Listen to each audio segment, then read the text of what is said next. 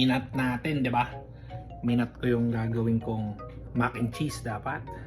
So ito pa lang 3,700 calories na. Tapos counting the protein 500, 100, 600. Tapos ito 24. Tama ba? 6, 12, 18, 6, 12, 24. Tama, 24 lang. So wala pang 700 yung protein. Tapos 3,700 yung calories. Pero masarap to eh. Yeah, masarap yan. Sure ako.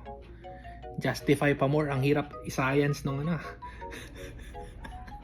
Tapaking 13 grams per servings. Roughly 6.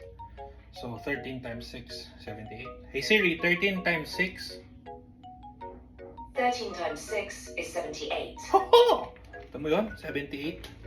So 78. Tapos dalawa. So 150-ish.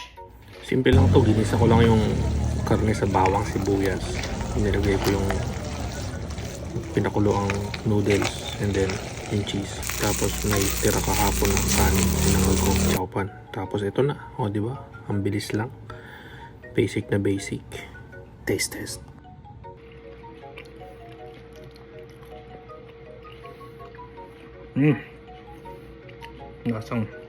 Lasang mac na may cheese, na may beef.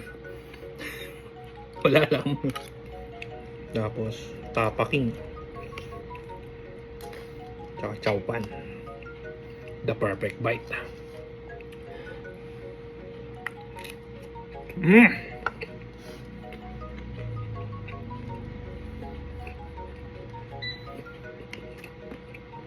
Grabe. Ambience na lang yung kulang, tsaka yung overpriced na Mountain Dew. Para ka na talaga nasa tapakin. Ay, tsaka atsara pala. Tsaka itlog. Ba, dami ko nakalimutan. Shoutout tapakin. The best. At syempre, meal prep nga to, no? So, nakagawa tayo ng 15 ganito. So, all in all, 15 pieces.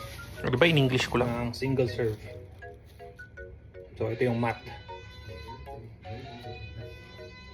Not bad. So, according to my research, ito yun nga, sabi nga ni ChatGPT, 250 to 288 daw. So, roughly 260. Tansya ko. So, yan yung solid source ng protein on a single meal.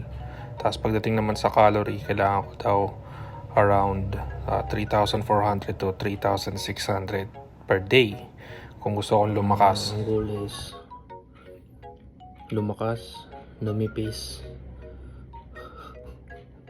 at masarap yung kinakain. Ang hirap.